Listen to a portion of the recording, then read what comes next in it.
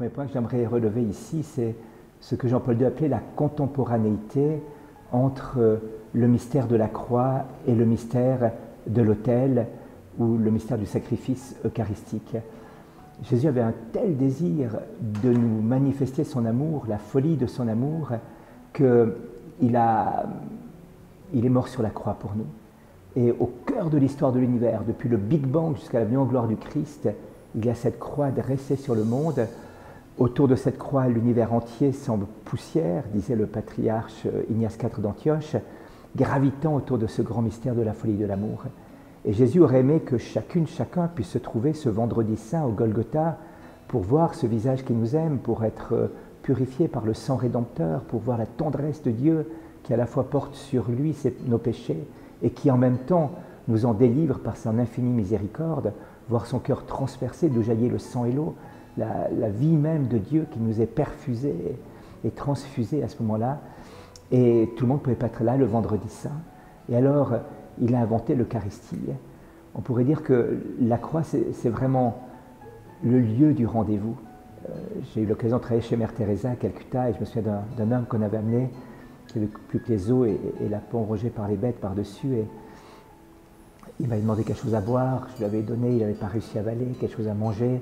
C'était aussi trop compliqué pour lui. Il m'a demandé ma croix au bout d'un moment.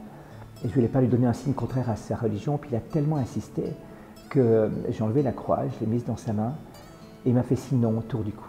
Alors j'ai passé ma croix autour de son cou, il m'a fait un beau signe, me dire merci comme le font les Indiens. Et puis je suis parti vers d'autres malades et une demi-heure, 3/4 d'heure après, j'ai vu qu'il était, c'était la fin. Alors je m'approche de lui et puis je lui demande s'il ne veut pas que j'enlève la croix pour pas qu'il meure avec un signe contraire à sa religion. Et il m'a fait signe non, avec le peu de force qu'il avait, il a pris la croix, il l'a portée sur ses lèvres, il l'a embrassée. Et puis un moment plus tard, il est parti, la croix est tombée, il est mort. Je ne sais pas ce qui s'est passé dans son cœur. Dans le mien, j'avais qu'un désir, c'est d'accrocher toutes mes prières à son âme. Je me disais jusqu'à maintenant, il a vu ma tête, après il voit la tête du bon Dieu, il a gagné au change. Mais en même temps, je me suis dit que ce baiser de la croix, même si lui n'avait jamais entendu parler du Christ ou jamais vu ce mystère de folie d'amour, le Christ avait entendu parler de lui. Et Dieu venait, et Jésus vient à travers ce mystère de la croix nous toucher, chacune et chacun.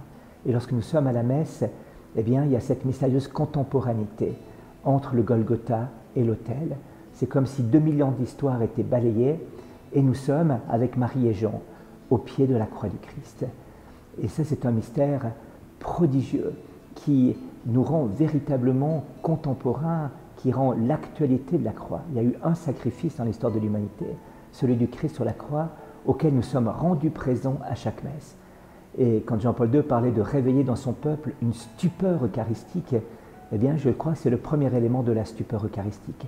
Sous l'apparence sobre et délicate de la consécration du pain et du vin, qui deviennent la chair et le sang de Jésus, il y a toute cette folie de la croix qui nous est manifestée. La violence de la croix apparaît sous les espèces délicates, mais l'abaissement du Christ, ce qu'on appelle la kénose, un Dieu qui s'abaisse, qui se fait serviteur, qui se fait humble, jusqu'à la mort et la mort de la croix, va à l'extrême, puisque le Christ se rend présent sous l'apparence d'un bout de pain, d'une matière inerte, sous l'apparence d'un peu de vin, une matière inerte. Et là, on a une véritable théophanie, une véritable manifestation de la grandeur de l'amour de Dieu pour nous. L'Eucharistie voile le Seigneur en quelque sorte parce qu'on ne le voit pas avec nos yeux de chair, mais dévoile à l'extrême la folie de son amour et le mystère de son cœur.